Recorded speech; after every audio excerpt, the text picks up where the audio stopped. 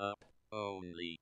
10, 9, ignition sequence start. 6, 5, 4, 3, 2, 1, 0. All engine running. Liftoff. We have a liftoff. Up only. Hello and welcome to Up Only TV. Let's see if I can not rug this completely. Our first time back in ages. We're happy to have you here on Up Only TV. We've got Frank Chaparro on the show. We'll get to him in just a second. First, I want to tell you about our partners over at FTX. Up Only is brought to you by FTX exclusively. Go to uponly.tv/FTX.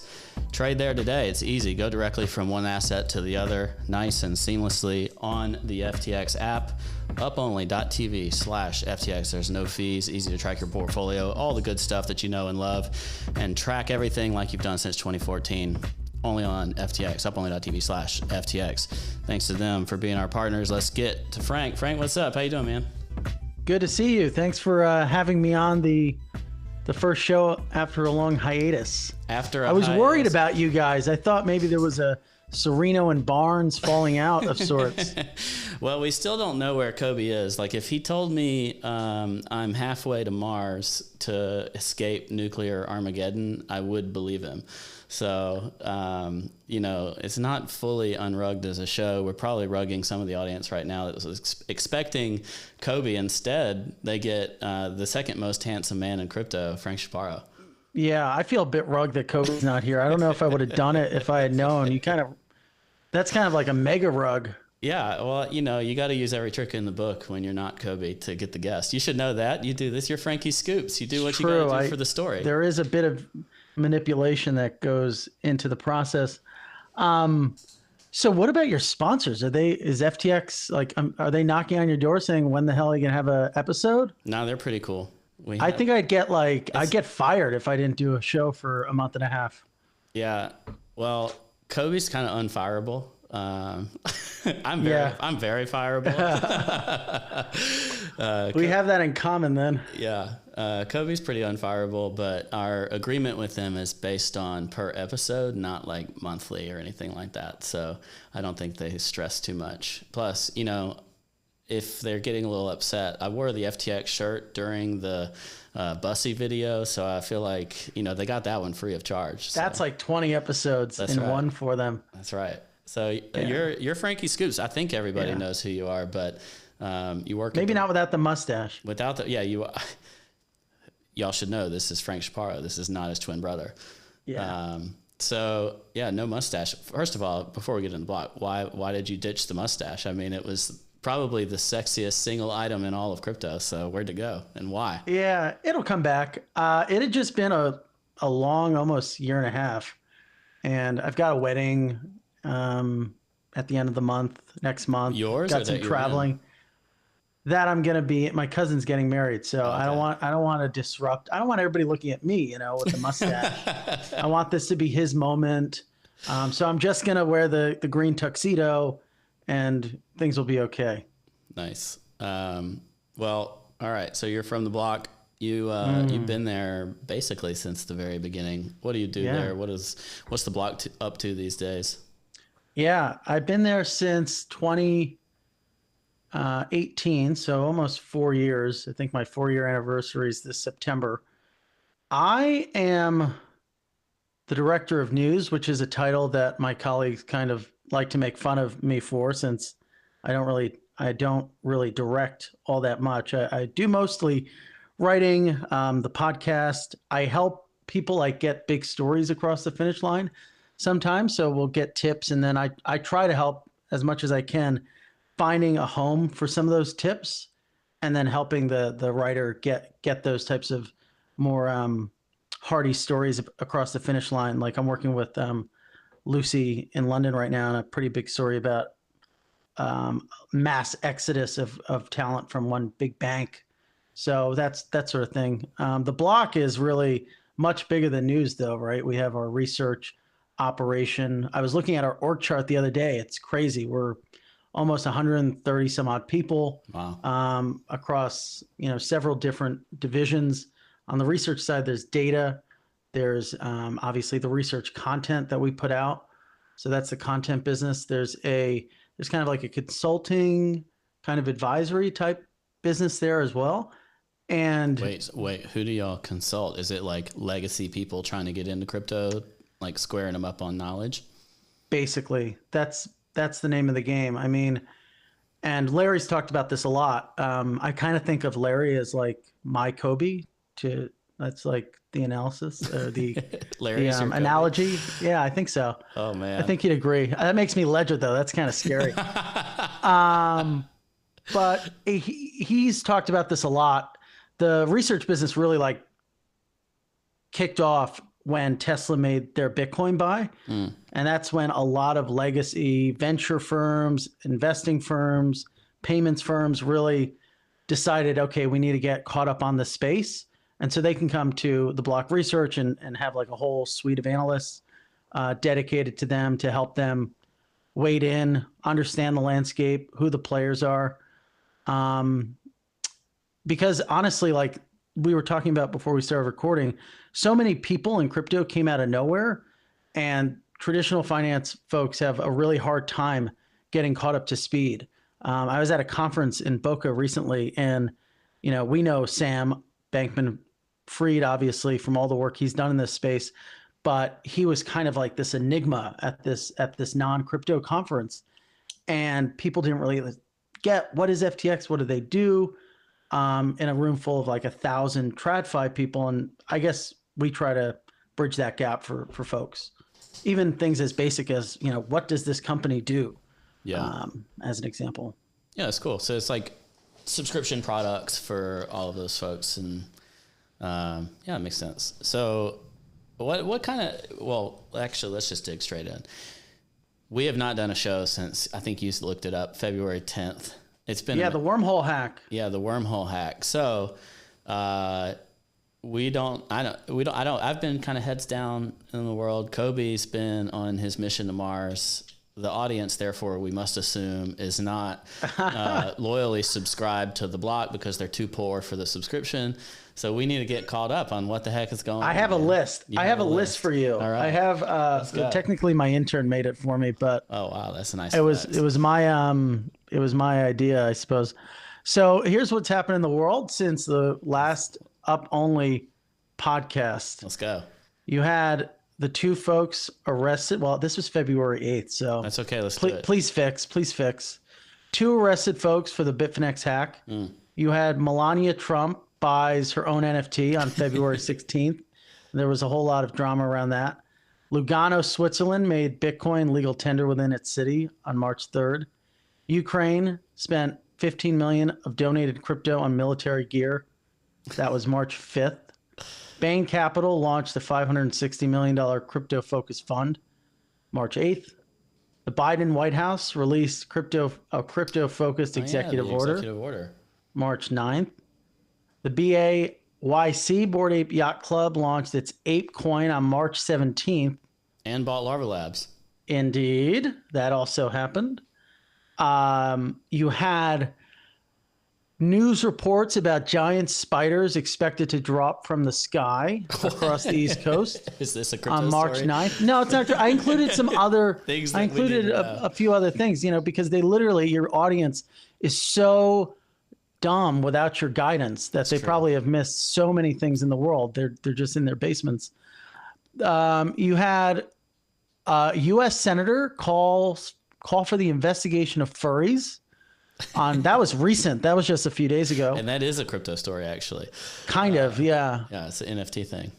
And then you had Katie Hawn launch the $1.5 billion crypto venture fund. She came from A16Z. That's right. Wait, and so she worked for the Department of Justice before that. So she came out and just said straight up $1.5 billion. Bain Capital, legacy traditional institution, can only muster up 500 and change. So she's tripling the size of their fund with her first go. Well, she's pretty badass. I mean, I know, but it's like originally it was going to be 900 million, and that story dropped in the FT a few months ago, I think. And then she went out, and I think it was reported that it could be higher than 900 million, and it ended up coming in between two funds, 1.5 billion. I mean, it really speaks to this broader story of how much venture capital is poured into this space. I tweeted about it the other day. last year alone was $32 billion compared to 2017 was $2.2 billion. So an order of magnitude larger from the heady days of the ICO boom. That's a lot. Okay, list is almost done. There's let's a keep few going. more Let's keep things. going. Just We're going to come back. Russians captured Chernobyl. That's political. February 24th. You had Trudeau invoked emergency acts in response to trucker blockades. That was February 14th. The LME halted nickel trading on March 8th. And then we had most recently the Ronin hack on March 29th. So a lot has happened in the world since you've been gone. Welcome back. Wait. Are you willing to do the actual song? No, that's all I can muster the courage. So what do you find impactful or interesting in all of this? I feel like, there's always the hacks and the fundraisers and all that, but to me, I kind of want to dig into the NFT stuff. Kobe hates NFTs. We might as well talk about it while he's not here. How significant do you think? How have you not been able to red pill him on what you're working on? I don't know. That's going to be his L one day. That's okay. Were you able to get him to invest in flip metrics or no? I didn't. I asked him on the very first one, which was like a pre-seed thing, and he wasn't as interested in that one.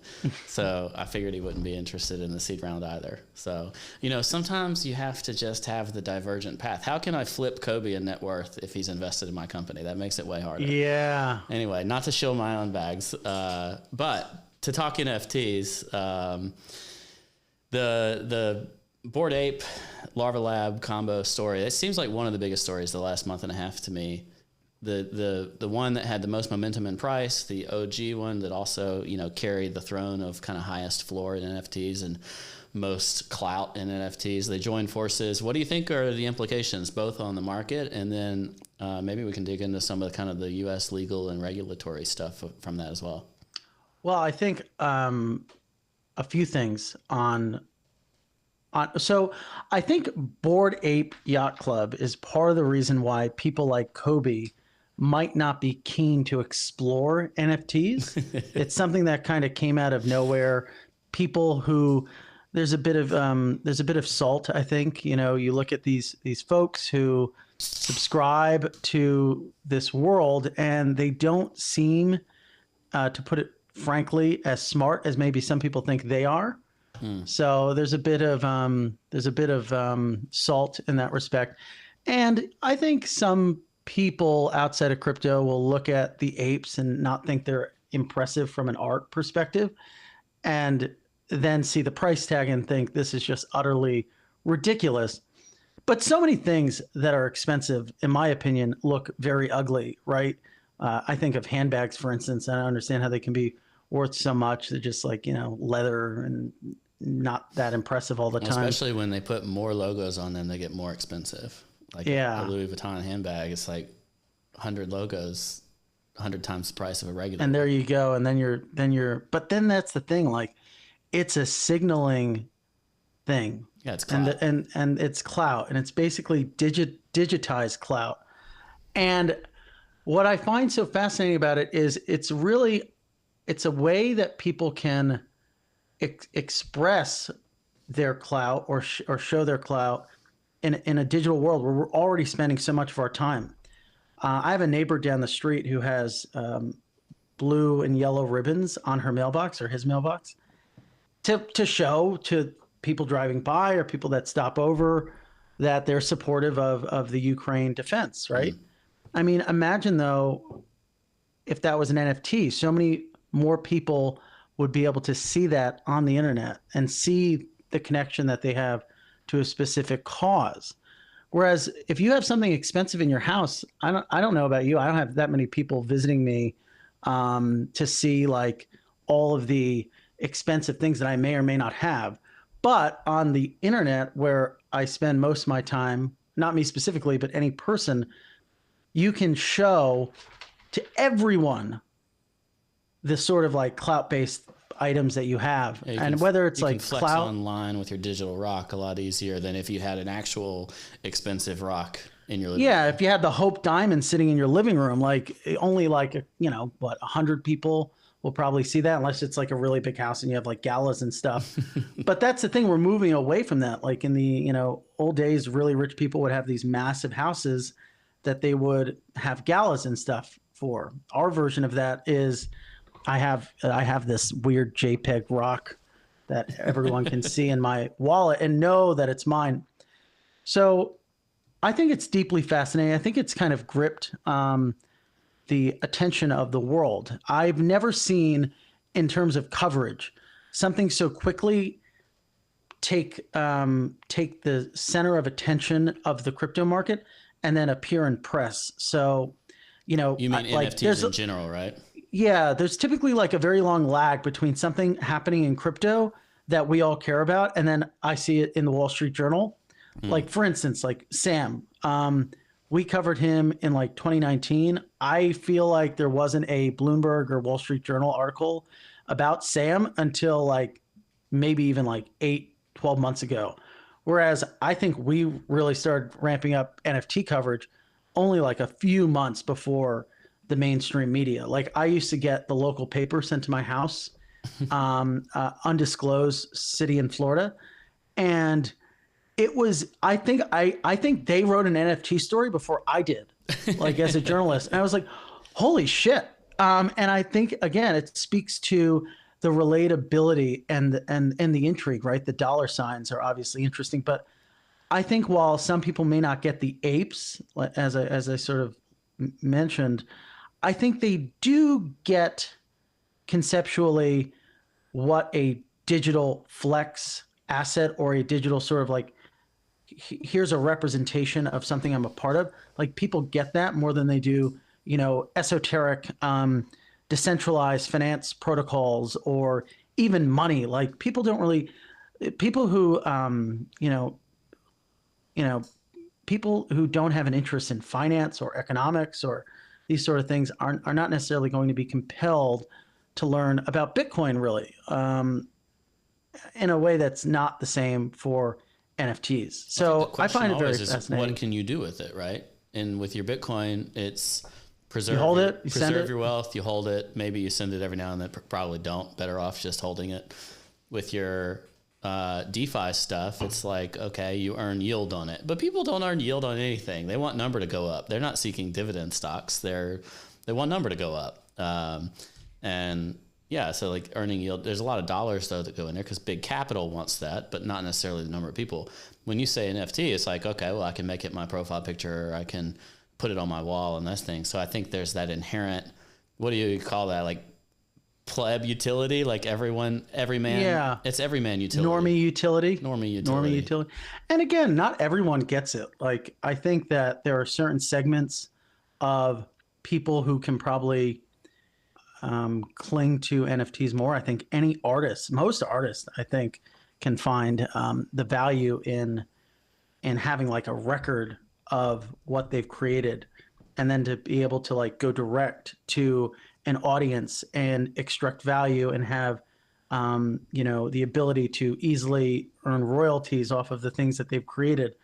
I think it's especially viable or relatable to those folks. And then some people hate it. I mean, that's just like crypto. I've tweeted about this before.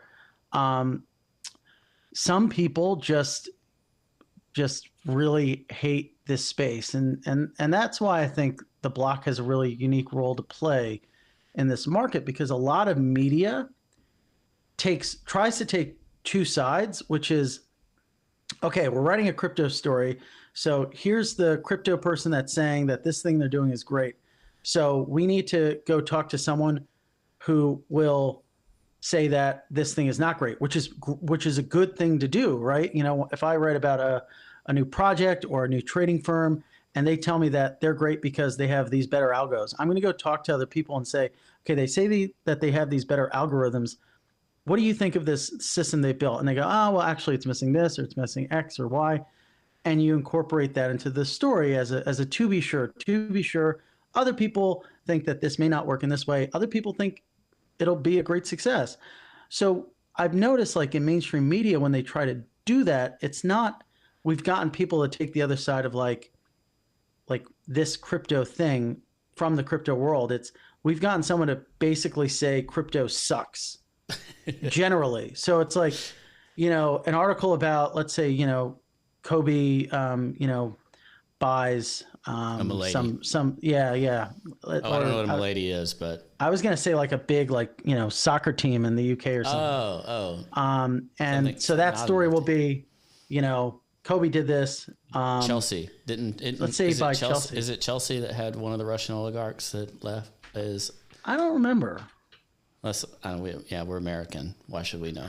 I know nothing about soccer, Yeah, but I'm so saying let's if say he bought the team, he's the buying story Chelsea. will then say but crypto is terrible for the environment, and it's like, well, we get it. Like there are all these narratives, and I think on each of those stories can be told, but I think it's kind of superfluous to basically make every crypto article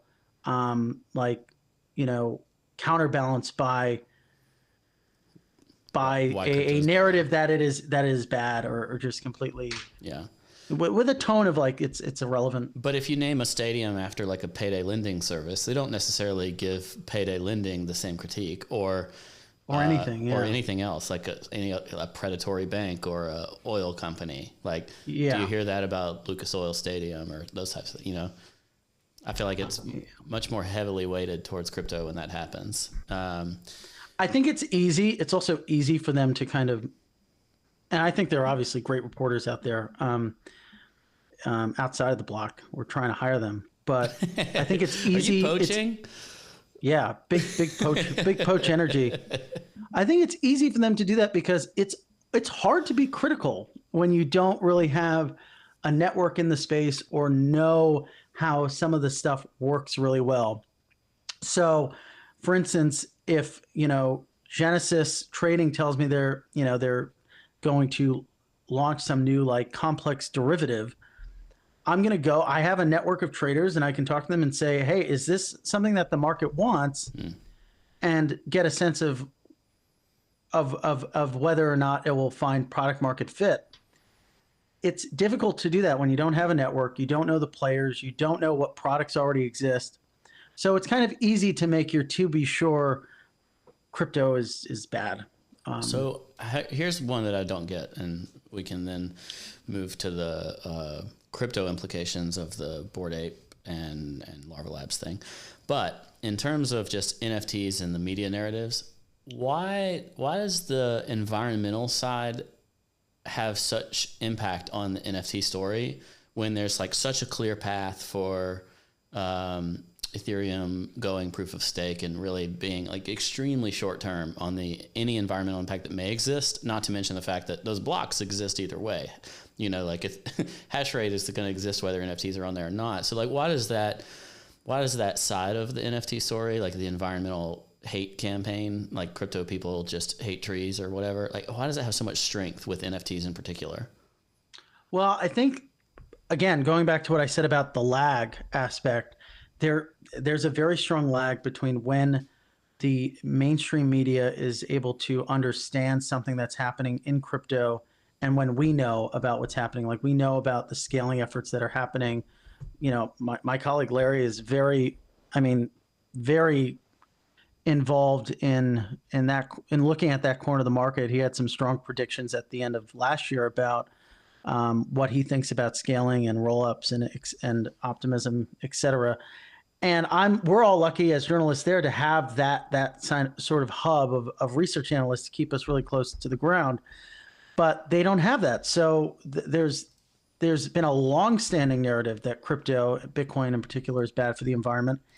And even when there are changes at the margin, it just takes a long time for that to percolate to not just the press, but just the broader investing public and the public as a whole. I think that's the main reason why. I don't think it's necessarily, I don't think it's bad intentioned all of the time.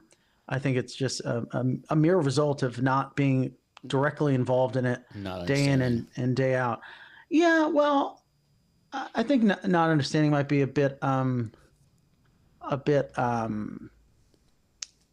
we need to work a lot harder at being, inclusive. And I'm guilty of this as well, of kind of poo-pooing all, critics as being, uninformed. But I do think it is tough space. It is a tough space to wrap your head around. And it is somewhat uninviting sometimes, right? But yeah, I think, we all need to be patient. Like, it is really early still.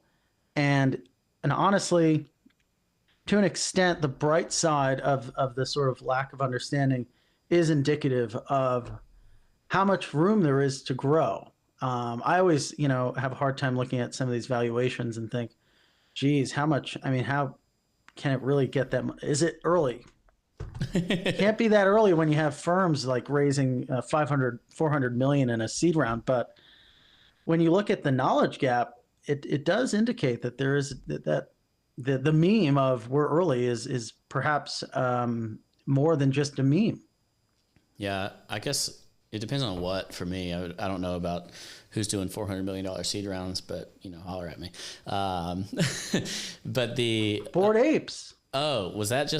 Well, I don't know if it was a seed or a Series A, but they raised 400 million. 400 million was the actual cash that they multi-billion-dollar valuation. Wow. Yeah. That's a big round. I mean, they had a lot kind of behind them. It wasn't. It wasn't like seed, no problem. Yeah, they didn't come out. Yeah, it wasn't like traditional.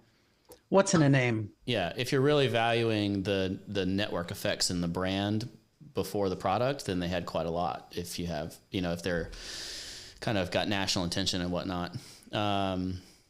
But yeah, so the Bored Apes and Punks thing. Lar Labs got to sell Punks 3 times, kinda.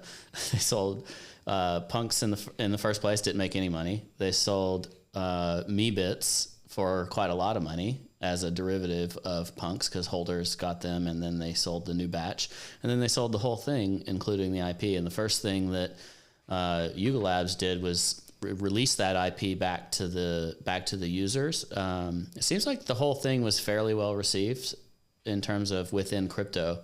Do you think there's implications of creating oligopolies of sorts, seeing consolidation among high-end NFT markets? And I guess this thought process of what's next, right? There's going to be a Yuga-based metaverse, I presume, and it'll be one of the big players. What do you think are the implications from like a community and corporate perspective on a lot of these collections kind of joining forces? Well, I think I would love to talk to the lawyers involved in this transaction or the bankers who might have advised the deal, because it is, when I saw that news drop, I was pretty surprised in as much as I never expected, M&A among NFT entities. But it's indicative, or it speaks to the fact that most of these projects are tied or affiliated with corporate entities. And so there is a degree of control that they sort of wield in the future roadmap of the project, what it looks like, whether it gets acquired. So I don't know if I have specific thoughts on what it means for the space, but honestly, I think it's a great story. I might hit up who advised on that deal just to unpack the intricacies of acquiring a firm with NFT IP.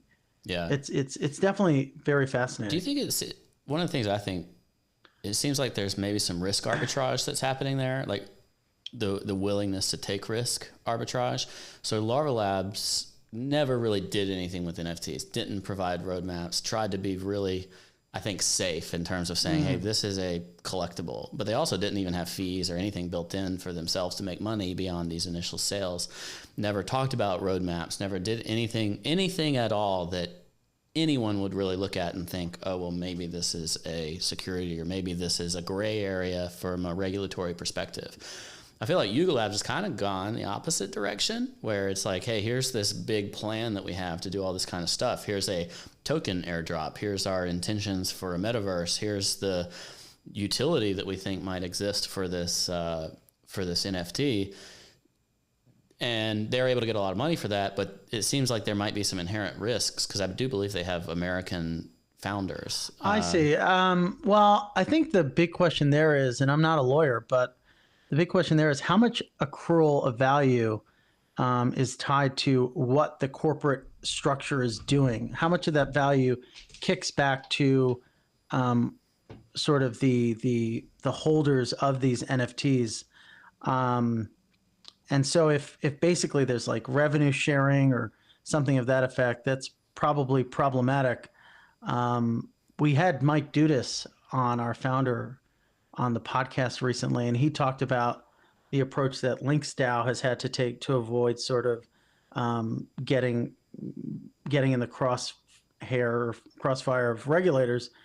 And they had to kind of basically structure it that the NFTs are more of a ticket or give you access to the sort of golf course situation that they're building out. LinksDAO thing, yeah. The LinksDAO thing. So they don't have the NFT doesn't give actual ownership of the golf course because that would make it a security. So it's definitely a gray zone. It also speaks to how, we have these words for things and they don't always properly like capture what it is, right? Is that a DAO? I've asked a lot of investors this, like what makes a perfect DAO, or what makes a DAO like pure or purely DAO-like? How do you describe DAO-ness? And you don't really get a really straight answer. So we'll see. It's pretty interesting. Most DAOs, if you dig down into it, it ends up being some kind of LLC in the legal sense, if it's American. And it's like, okay, well, the DAO will make decisions, and then whoever controls governance of this LLC that ends up, money hits a bank somewhere, that LLC actually manages that money and will then perform activities based on the decisions of the DAO, Yeah, it's funny. I mean, being a reporter covering this space, I get a lot of emails, messages, pings when I reference someone at a given project. And if they're on the, like, if I don't say labs, if I don't, the insert project name and then labs, I get a lot of angry messages from people who are probably getting tapped on the shoulder by their lawyers. Yeah, I would presume, and for good reason. The regulatory environment right now is really precarious. I don't know how much you know about this, or your listeners, but assume nothing. All of the IPOs and planned SPACs in crypto have been basically like put on hold by the SEC. The IPO market in general basically halted. Well, no, they want to go public. These companies like Bullish, Circle, BitGo Galaxy wants to redomesticate to the United States via a listing on NASDAQ. All of these companies want to get these deals across the finish line, but they are having to deal with the ire of Gary Gensler and Coinbase. If you remember, they got the green light under a more favorable SEC administration. So there is a big roadblock there. Basically, the regime is just more strict. They're having, all these companies are like trying to have productive conversations, but it's just taking a while. They're just giving the SEC like a sort of 101 on like how accounting of these assets work as a public company, giving parallels in traditional markets. But you are right. There is also, Gensler is also cracking down or kind of giving a closer look at SPACs as well, SPACs in general. So I'm not surprised that crypto SPACs. What was the recent news? Yeah, they basically, like, I think you can't sue if like projections are like demonstrably false, and I think he changed that or is trying to change that. Let's see. I don't know, man. I like looking at SPAC charts though, whether they're crypto. Oh yeah, they're great. I mean, oh my god, remember the back SPAC? I think they went out when they were just before their IPO, I think they targeted like to have go from 0 to 9 million users in the first year. And it was kind of like a joke. Yeah, tougher. Yeah, he wants to like, see, he was seeking tougher liability rules and disclosure rules. Yeah. Well, I think Well, it's been interesting. So who have been your favorite? Like, what have been your most interesting conversations on the show? on the show. Yeah. Oh, there's been lots, but I was just enjoying the SPAC. I think this is the backed one. So it went as high as like $50. Look at that. And now it's at $6. You know, so you can get rugged even in public companies. Exactly. Even outside of crypto, I don't know if you're familiar with Arrival, but it's one of my favorites. So this is one of the EV plays that are out there. And this thing went to $32. So it was a SPAC. All these were priced at $10, right? Because of the way the warrants work. Went up to 32 and then went to 3. So, you know, down pretty terrible on some of those. In terms of who I've liked on the show, I mean, there's been lots of good people on the show. I like every guest that comes on the show. But I have more to ask you about. Yes. So go ahead. The regulatory side, I think a couple things that I find interesting. One, even Hester Pierce talked about kind of the NFT regulation as coming down the pike, and she's very crypto friendly. She's on the SEC board, has been like very supportive of trying to figure out a regulatory pathway for, I guess, what would you call it? Digital assets. Is that the politically correct term these days? Bitcoin. And yeah, other that's things. the PC. Yeah. But even, I hate digital assets. I hate the word. It like just sends a cold chill down my spine. Yeah. But in terms of NFTs, even she's been a bit critical in terms of saying, hey, some of these are clearly doing things that are not right. And I feel like there's going to be a segment of NFTs that get kind of the ICO treatment, and they go after some of that low-hanging fruit and start setting some guidelines and boundaries for what they should listen, be you can't just take what is a security and put an image of like a pixelated duck on it and then it's not, now it's art. I mean, that it just doesn't work like that. You know, if it quacks like a duck and if it walks like a duck, then it's a security. That's not to say so we no have any no opinion duck about the security potential for sup ducks or whatever. Oh yes, no, duck definitely NFTs not. Are there duck NFTs? Yeah, I sup just ducks is a pretty big made one, up an animal. Yeah, well, So- any animal there's an NFT, so don't worry. Yeah, right. Elephant. Is there an elephant one? I'm sure. The chat will tell me. The on the ETF thing, what I think would be really interesting to see is I want to write I hope there's no great reporters out there listening, because I want to write a story where I reach out to all of the issuers and ask them, like, what type of legal recourse can they take against the Securities and Exchange Commission for dragging their feet on not approving an NFT. The argument has been historically, we are not going, since the Winklevoss tried to apply for one in, I think it was 2013 or 2014, we're not going to approve an NFT until there is market surveillance sharing between exchanges offshore and domestically. And honestly, I don't know if that'll ever happen, right? I don't know if the exchanges are keen to do that. So maybe it's like, maybe we can blame the exchanges for their not being an ETF. But I think you can also argue that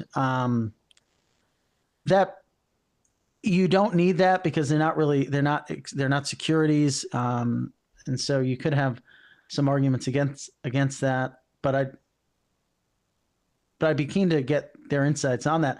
There's also an element of there's also an interesting element, which is that the ETF, you know, they hinted at it, Grayscale, that they could sue or take legal action against the SEC, which is not unusual. Like, market participants have sued their regulators a lot in the past. The exchanges have done it. NYSE, NASDAQ, CBOE. Dave Laval said in a Block article, He's the global head of ETFs at Grayscale. He said, at Grayscale, we believe that if regulators are comfortable with ETFs that hold futures of a given asset, they should also be comfortable with ETFs that offer exposure to the spot price of that same asset. But what was fun about this was not only their belief in that, which I think makes complete sense. It's obviously it's kind of ridiculous. The ETF futures basically track the price of spot. So there's some kind of weird games being played there. But if they actually sue, they kind of force some kind of decision-making process of whether that's true or not, right? I just think it's egregiously irresponsible that the SEC is not approving an ETF for Bitcoin, for spot Bitcoin. For one, the alternatives on the market, they trade at these steep discounts. There's also a number of ridiculous funds that trade already. What can be more volatile than a triple levered exchange traded fund, many of which trade across securities, like the VIX or something? Yeah, they're egregious. So we'll see. I think ultimately what's going to happen is it's going to become so politically untenable for them to continue to sort of roadblock this. And I think maybe post midterms, this could become like a sticking point for certain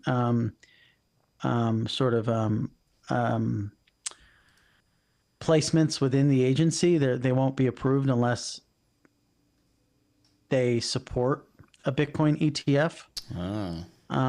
Because people are just going to get voted out of office if they take an anti-crypto stance. I was speaking with one founder recently who said that the amount of money they have to put into Washington is like Washington doesn't even know how much money they have. And they said that some have, when they say how much they'll donate or whatever, the staffers for the Congressman X or Senator Y, just their jaws hit the floor because it's amounts of money that they have never sort of encountered.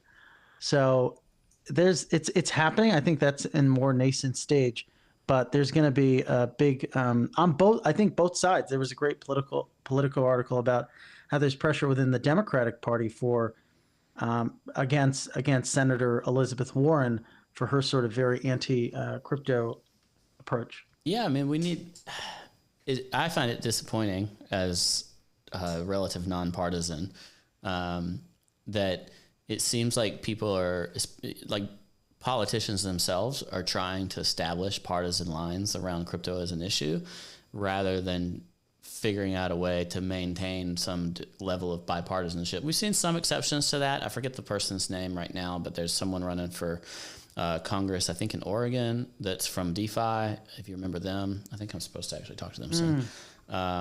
But largely, you're starting to see some lines be drawn where either you have kind of single issue voters. So Ryan Selkis has gotten pretty politically active from Masari.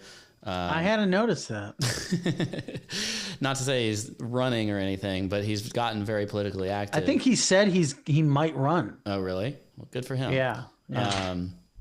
But the politicians, active politicians who have started to make a pro-crypto stance tend to be like your Cynthia Lummis, who's a Republican. Ted Cruz is starting to talk, which obviously Republican.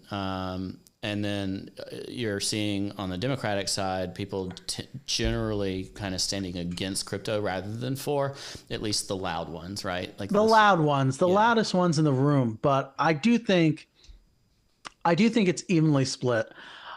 This is how I would say it's evenly split. Wow. This is how I'd break it down. On the right, you have maybe hawkish, anti, like a Donald Trump type, anti-crypto because they don't want the supremacy of the dollar challenged. They view that as a very key geopolitical tool. But then you also have the more libertarian bent, which see Bitcoin as this kind of anti-big government tool. So the more neocon element of the right maybe doesn't like Bitcoin. The more libertarian sort of small government side of the right likes Bitcoin. And then on the left, I think it breaks down into people who think that basically the markets are unregulated and they're harmful for consumers, and basically that it's not regulated and harmful for consumers. That's the Elizabeth Warren camp. But I also imagine, like, in a parallel universe, Elizabeth Warren would be very pro crypto because she's anti big banks. Yeah, it's like banking So I think the unbanked. it's banking the unbanked, which is like, I don't know if it's necessarily a partisan take, but certainly for a lot of liberals that resonates with them, helping the downtrodden, uplifting them from their state of abject poverty is something that they pound the table on. So there's two groups, and then obviously on the left also, environmental concerns probably push certain folks into the anti-crypto camp. But yeah, I don't know if it's like exactly 50-50, but I think there's two sides in both that are relevant. And so we'll see. I mean, I wonder, like, if one day, how does it break down politically? Is it something that, becomes, I think it's nonpartisan insofar as there's pros and cons, or rather there are folks on both sides of the coin, so to speak, in both sides of the aisle. But it'd be interesting if, like, certain coins become politicized, like, Bitcoin is now a right coin, and this coin is a libertarian coin, and that could be an interesting future. Yeah, there's some evidence of that now with, like, Ripple trying to make the environmental stance. They're like backing, wasn't it somebody from Ripple is backing like a $5 million ad campaign? Chris Larson. Yeah. Greenpeace or something. Yeah, I was trying to find the tweet where you recently talked about what would make you actually run for office, and I can't find it. Oh, I was probably joking. Maybe you deleted it. I probably deleted it. I think I said something about Elizabeth Warren. This is crypto deleted. Would make me up only edition. I'd run against her for Senate, but yeah, maybe I probably deleted that. Well, sorry. My lawyer probably called me. I'm just bringing it back up. He said there was some circumstance in which we could get. I'm unbiased. I'm a reporter, so I don't have any political leaning. I think you even said primary her, if I remember it correctly. I did. Yeah. I'm sorry for bringing that up. Ignore it. No, it's fine. I'm not. It's not permanently. Someone needs to ask me the tough questions too. But it can fire you up. You're listening to people and you realize they're either, sometimes they're politicizing it, but they're for you. That's obviously what Ted Cruz is doing. Like, he'll do anything for a vote.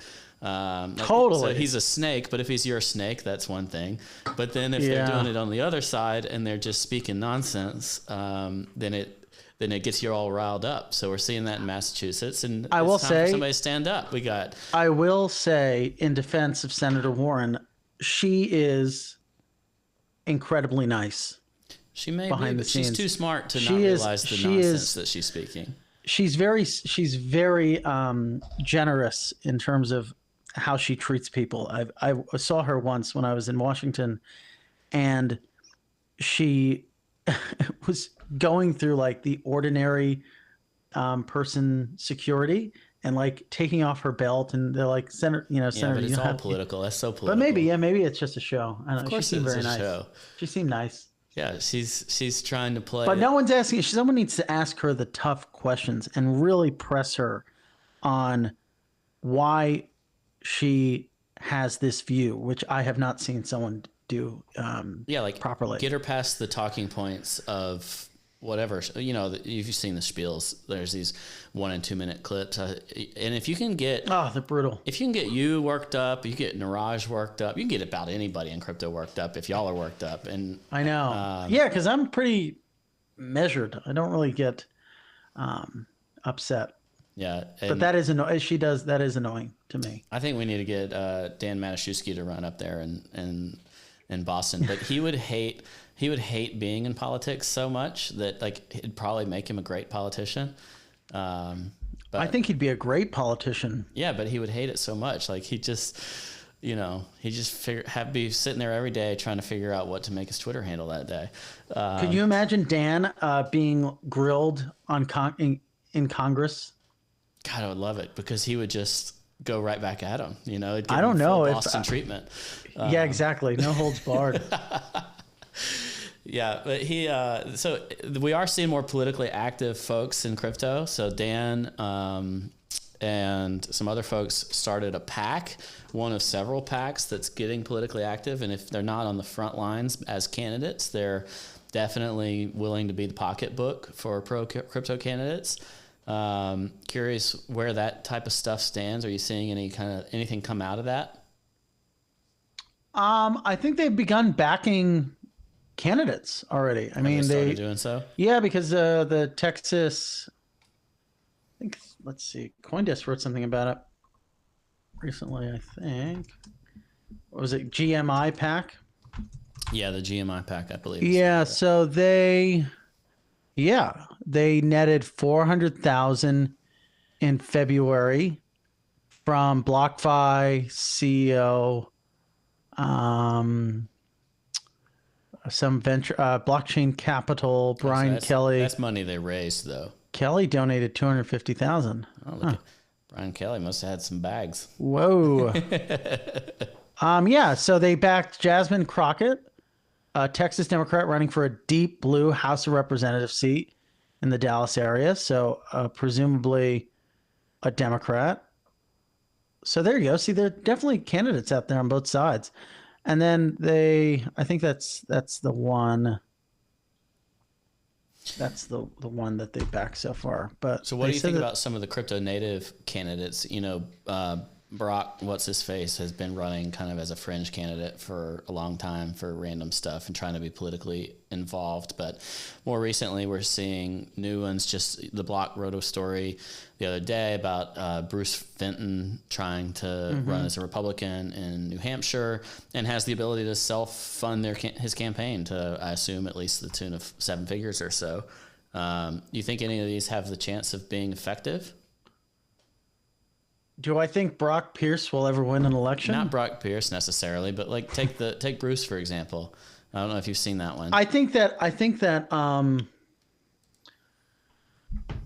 it's totally possible. The great thing about crypto is you already have built in like a very like passionate user base or a passionate platform of people. And that's, I'm not an expert in,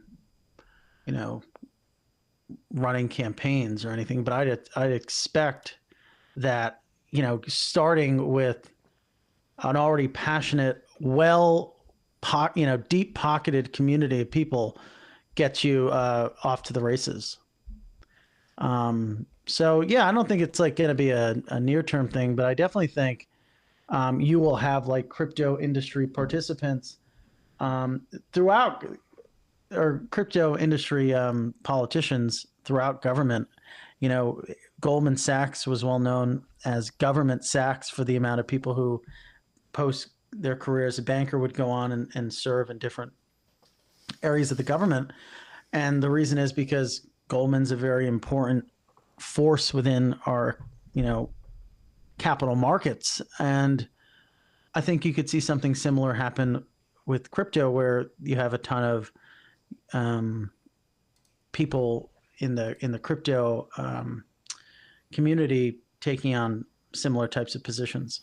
Yeah, so you think it's basically inevitable that we'll have crypto candidates from crypto industries. They just have to kind of get to that point to where it's that part of life for them to do so. And they have to want it, I guess. I think if crypto is really threatened in a serious way, you'd have a lot of people kind of not take up arms literally. Gotta be careful with that kind of talk. I know. No, I'm not trying to incite violence, but I think you would have folks really become charged up politically, and whether that's donate or run for office themselves, it would definitely happen.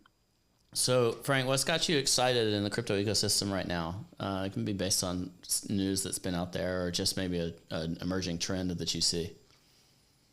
Well, in the beginning of the year, I was really excited about the market dynamics within NFTs and how they operated differently from, or sort of moved differently than other assets.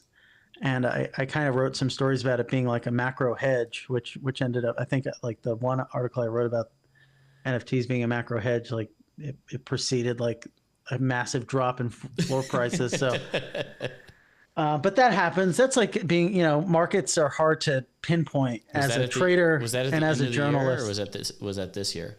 I wrote it like at the end of January. Okay. There was a lot of tax loss harvesting in NFTs at the end of 2021. Yeah. But anyway.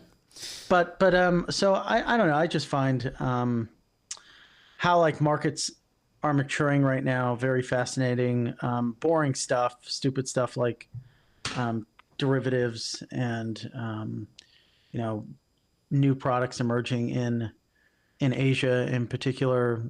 Treasury management is very fascinating. The development of like different like a repo market in crypto and interest rates in crypto, interest rate swaps. So all of the stuff that exists in traditional finance coming to fruition in crypto, credit analysis. Do you think those things are imminent? Analysis. Yeah, they definitely are. I mean, there's like a really, like, it's not really talked about a lot, but there are elements of like a burgeoning like credit market and repo market in crypto,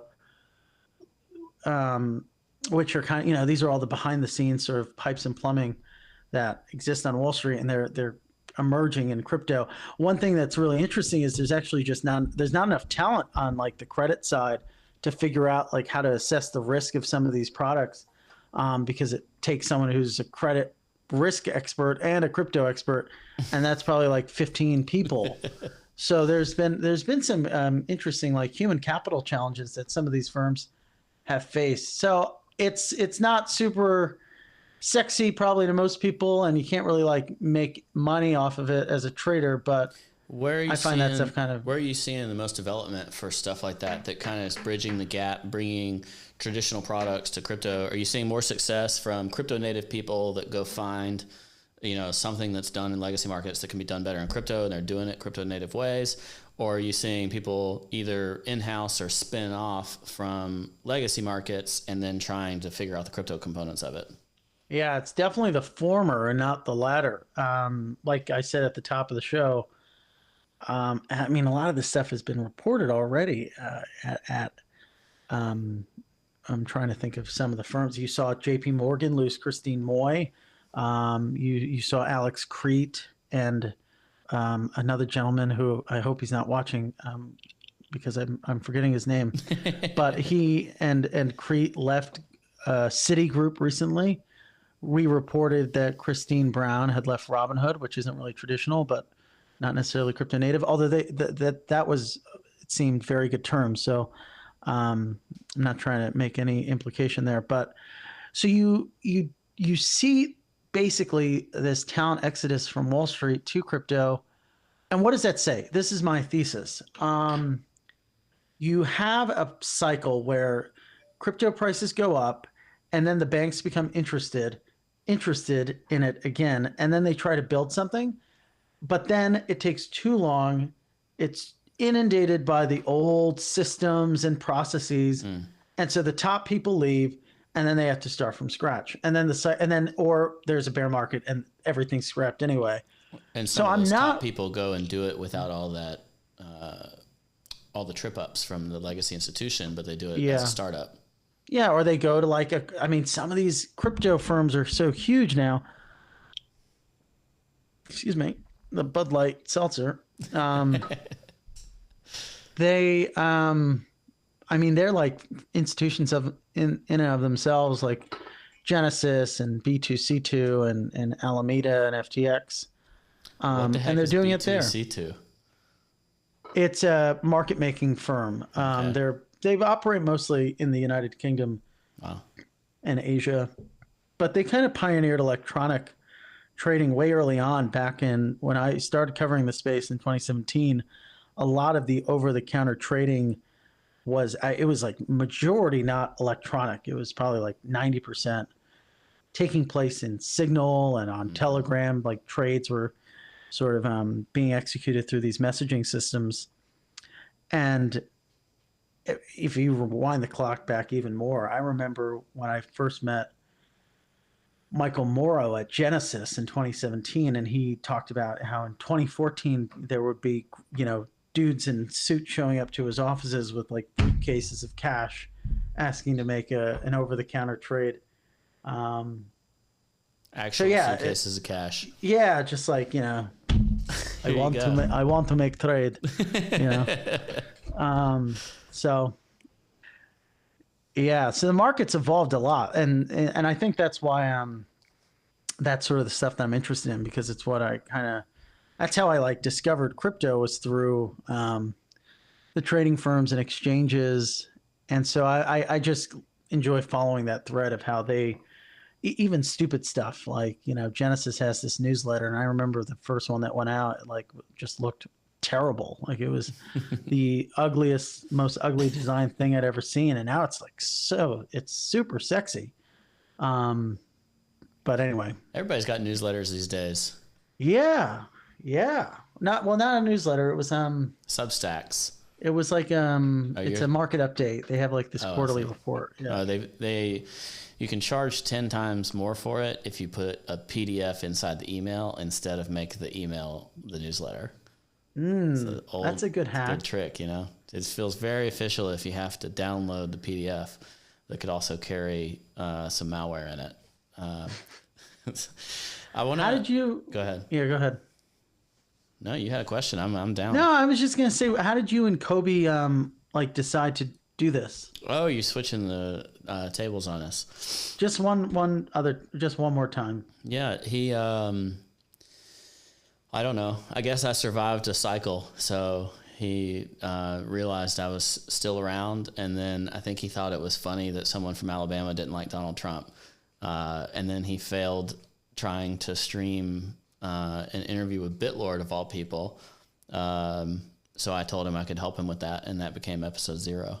So it was very unplanned, but yeah, we had been talking a bit more leading into that, like for him to then, see me when I said I could help him stream something.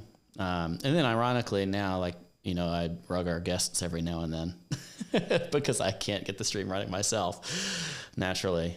Tech's annoying. Well, yeah, you had some issue with Sam. Yeah, I rebuilt an entire computer. We're running. This is the first up only since that. So, I've rugged Sam twice now, because even the first time we had Sam and CZ at the same time, and I was overconfident and thought I could take my entire rig with me. I was in a different state and could run mobile, and it sucked for like 15 minutes. So I had this net worth combination of like $100 billion on the line. And I was like, if you could just please hold, I'm working on making the audio work, and we will go live shortly. Eventually we went live and it was fine, but that wasn't great. So the next time we come back on, I rugged Sam entirely, and we couldn't even go on the air. So isn't it weird? Isn't it weird how the gravity of wealth is not truly palpable with some of these characters? Not to call them characters in a demeaning way, but I think there are probably like non-crypto, like multi-millionaires who I'm more intimidated by than many of the crypto billionaires who I talk to on a daily basis. Yeah. It's the strangest phenomenon. Yeah. Maybe because it's newer money. So they're not, they're not used to having people at their beck and call as much. Like they don't carry this same gravitas yet, although they're working on it. That SBF stance from the Bahamas announcement was all time in terms of a power stance. So, yeah. And CZ looked really, really good on one of his trips to El Salvador. But he's a TradFi guy to an extent. He built a lot of trading systems. Maybe they change with like 20 years of power, they start to become more and more intimidating over time as they amass their billions. Yeah. To be humble, just for a second, geez, just give me a second. Let me work on it. We've known these people before. I mean, CZ's always been pretty big, but someone like Sam, we knew them when they were just a sort of glitter in our eye. So maybe that's like a component too, not so much about how they behave or come across, but just the familiarity with them might be part of the reason why they don't, send the fear of God into your heart like maybe a Jeff Bezos. Yeah. But in any respect, what's an interesting anecdote was going to this conference I mentioned and seeing, and this is a conference with all of the biggest banks, trading firms, and exchanges in futures. So the NYSE, NASDAQ, CBOE, and all of those folks in one hotel, and there was a line to meet Sam, like a long line. Like I had to wait to catch up with him, and then we had we went and chatted one-on-one later on. But to get to that point, I had to wait on a line for almost 40 minutes because there were all these people. And I took a picture of the one guy screaming in his ear. And there's no one else that people are lining up for at this place. And it's literally, I think my car's ready for servicing or ready to be picked up from servicing. Well, you're going to have to put them on hold for just another few more minutes. Just a few minutes. Yeah. So, and I don't know. I found that very interesting to see sort of these guys in suits kind of, I felt not proud of him, but I felt almost proud for the space that we are commanding respect.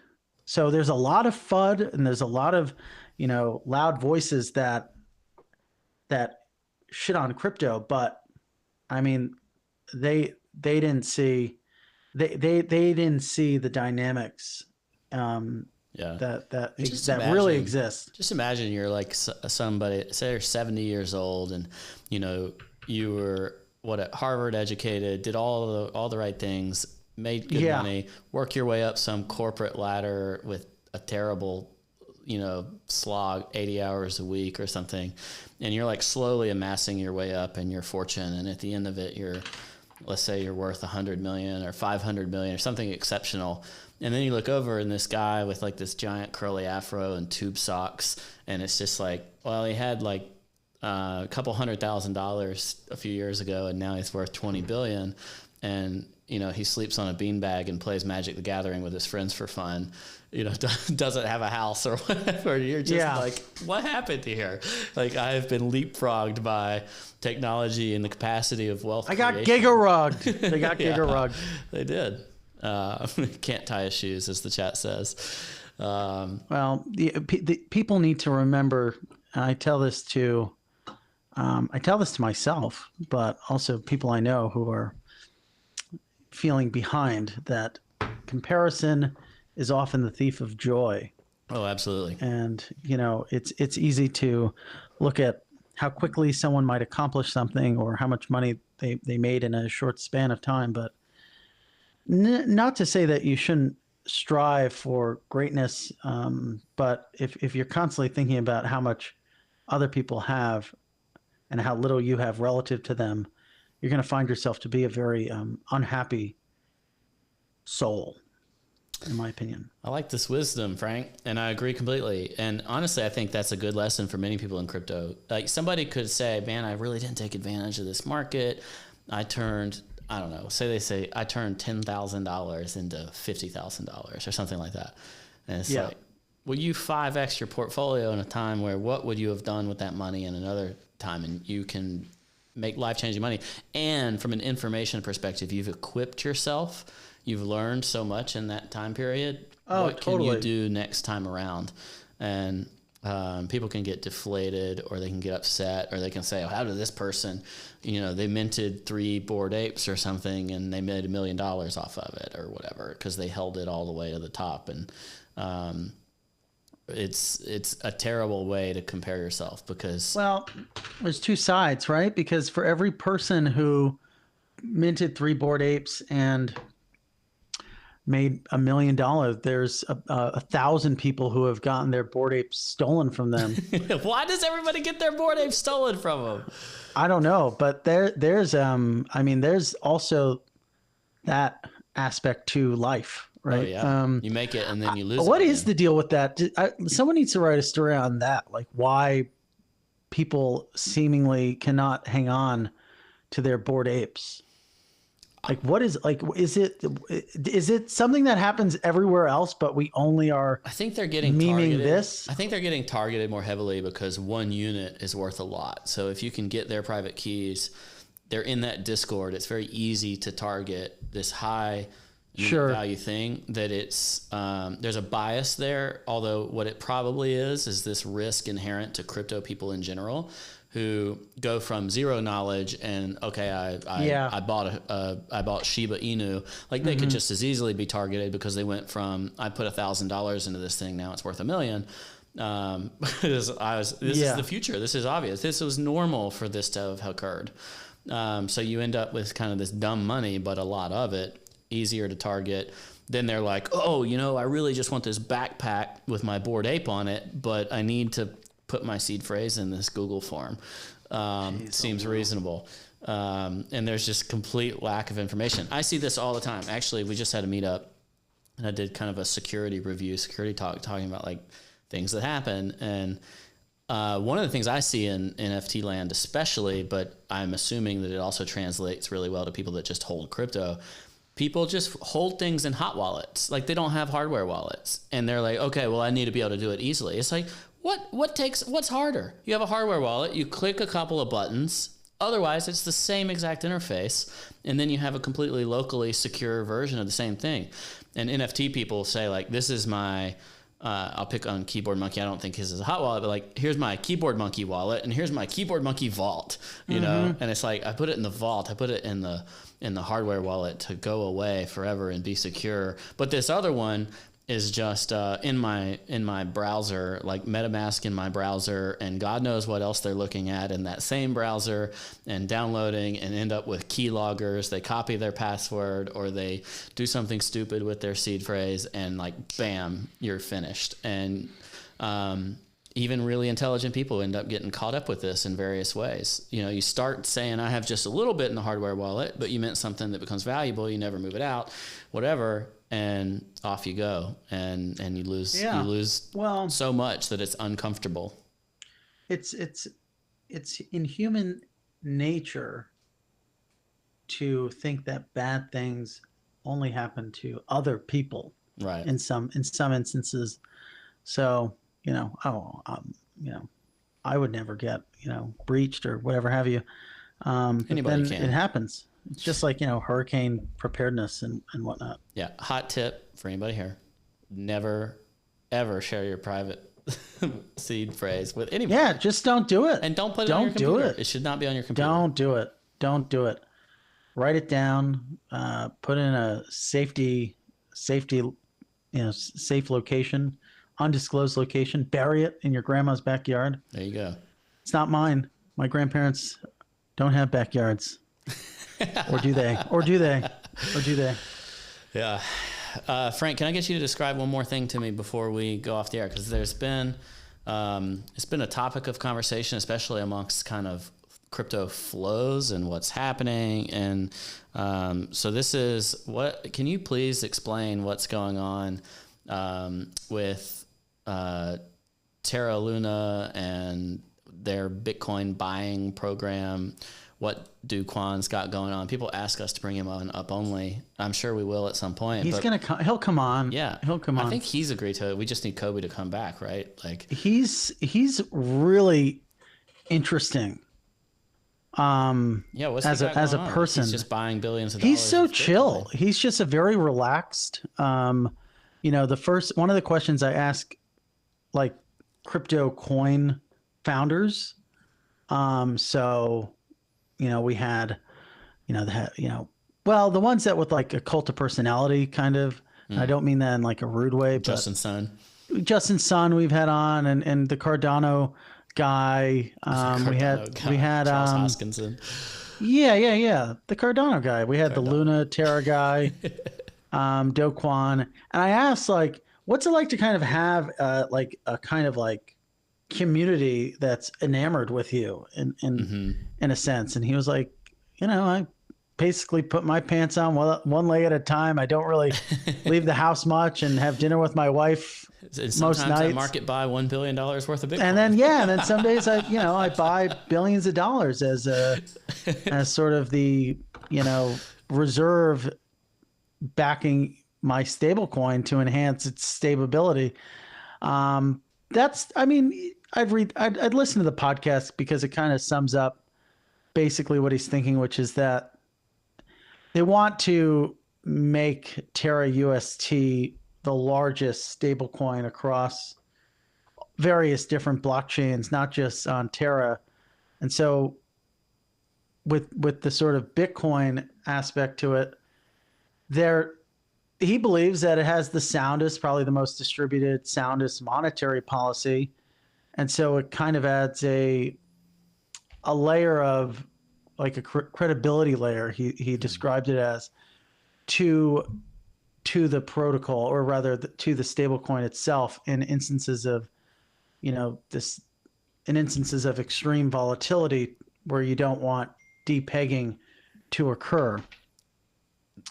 Do you think they have one of the better shots at actually creating a successful stablecoin that's not dollar for dollar backed by fiat currency? Well, I think it's interesting relative to something like Maker, which is where you have a lot of the backing in centralized stable coins, USDC. At least Bitcoin is in the truest sense, or one of the, I don't know if that's a controversial statement or not, but one of the most decentralized cryptocurrencies, and the first is a pretty strong idea, in my opinion. I wanted to know how he buys it. Like, he was a bit coy on that. I wanted to know, like, who is market making desk, who's he calling? He does it, man. It's just he says he does it. Green candle. It's just, he said that he plays a, yeah, I guess so. That just seems, I'd love to be a fly on the wall of those buys taking place, to see that happening. One thing that people have asked me is it bad that one person can have such an impact on the market? Given that, he went out and they said that they were going to be doing these purchases, and then they do the price go up, price up. But honestly, I think people were just really, this is what I talked about on CNBC yesterday, is people just were super excited about having some bullish news in the market for the first time in a while, that traders just really clinged on to it, and big traders. So, we're always, as small traders are looking for some signal boost to indicate to them that the market's going to go up, and are very like news driven. Whereas we like to think of like the institutions as more, sophisticated in that respect. They're not just going off of headlines, but in this case, they really did. They saw this news and piled in, trying to front run some of these buys. Yeah.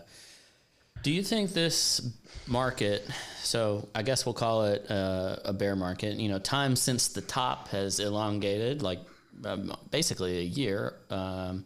If you go all the way back to, say, Coinbase's IPO, of course, a lot of coins did stuff. It's been a year since then. Jeez, it's been a long time. Since Coinbase's IPO, I think it's been about a year. That was April 2021. And we didn't have an overly impressive, run after that. Technically, we had some kind of new high. But point being, back in 2018, there was a lot of hopium during, some would have called it sideways, despite the price of Bitcoin going down by roughly 2/3. So if you equate that, we didn't quite go down that much, but we had as much as a 55% drawdown, multiple kind of 40 to 50% drawdowns. So let's just go ahead and call it some degree of bear market. How has the news landscape, how have the flows differed this time around versus other times? Has interest continued to go up, or is it a whole different type of market? Would you not equate them at all? Or is it basically the same thing, different year?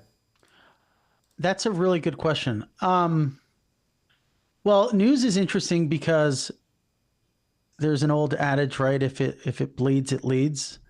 And often when markets are in turmoil and prices gyrate, you get a surge in traffic. So it's not necessarily correlated where good market means good traffic. Bad market means bad traffic. Sometimes like you can Bitcoin has a minus 20% day. If you have yes, but you don't want a minus 50% year. That is bad for traffic. But a minus 20% day, that's good. That's very Frankie bullish for the block. Not that we're too focused on price, but people will just visit. It's funny because sometimes we won't think that there should be a certain price post on site if it's like a 5% or 6%. We don't always hit those market moves, but when the market goes down sharply like that, we do see a surge in just people visiting the block to see if we're telling them what's happening. Yeah. And as many of the times we don't have that. So that they find themselves disappointed reading other things. These are people who, no offense to the block, if they want that breaking news status, they need inverse bra. They just got to follow inverse bra. That's where you really get breaking news, right? That's where you'll go. For markets, inverse bra is unparalleled. So when there are big market moves in a short period of time, that's good for traffic, obviously. But your question was more about how do these two cycles differ, which is a good question. In the deepest, when we started, it was in the depths of the 2018 bear market. We'd be lucky to get like 10,000 views a week on the site. Just nobody cares. And there was only 10,000 of us, really. There wasn't. That's how many people were left after that drawdown. And now it's just a completely different environment because, even if coin price is kind of lingering or Bitcoin stuck in the doldrums, there are still all of these firms that employ thousands and thousands of people who work in crypto now, which wasn't the case back in 2018. So after the speculators were flushed out in 2018, you had the people working in crypto at firms like a Coinbase. How many employees did Coinbase have in early 2018? I don't know, 500 maybe, 500, 1,000. And now they're going to hire like 6,000 people. So the audience has a bit more sticking power just because of the sort of workforces of these firms. So what would happen first is you would see, I would be nervous if I started to see a lot of layoffs for our business. But even with price go down a lot, it doesn't have that big of an impact. Yeah, it makes sense. All right. I want you to, if you don't mind, leave us with a bit of wisdom. I don't know if you've ever gotten all the way to the end of an episode of Up Only, but we ask the guests for a bit of alpha, something that can help the listener or the viewer improve their life a bit. It does not have to be price or trading related. I feel like I check that box with my, comparison is the thief of joy. Yeah, suggestion. It was a good line. You can keep that one if you got. I'll keep that one. Other zingers, Yeah, that's really that's the only sage advice that I have. I think, like, what is it, like a question of what do you attribute your success to, and what might help someone else in their own journey, seeking happiness to the promised land. Yeah. Eudaimonia, as the Greeks would refer to it as. I'm gonna stick with that one. Also, yeah, I think that's a good one, especially in this market when prices are going down and Bored Apes are worth $400,000 or whatever it is. just remember to count all of the blessings that you have in your life, because things could be a lot worse. That's right. Very good. Thank you, Frank. Thanks. People It's can great find seeing you you. at FinTech Frank on Twitter. They can go to the Block Crypto. Where else do you want people to go to find your stuff? I think those are the two main places. And you could follow The Scoop, which is basically a poor man's Up Only, if you're so inclined. It's a very good podcast. I enjoy it very much. Thank you so I much. listen regularly. It's a pleasure. Our intern said that Up Only is, so on one side we're the poor man's version of Up Only. They said you guys are the like bad boy version of The Scoop. The bad boy version of The Scoop. Yeah. I'll take it. And I appreciate everybody for being here. Thank you, Frank, for joining us. And thank you to listeners for giving us grace during a long break. Now, if you want to check out our website at uponly.tv, we'll have show notes and all that good stuff. And then go to uponly.tv/FTX, where you can trade today. Go directly from one asset to the other super easily. Also track your portfolio, all the good things you've known and loved since 2014. You can do it on FTX. Go to uponly.tv/FTX to do that. Thanks so much for being here. We'll catch you next time. Bye-bye.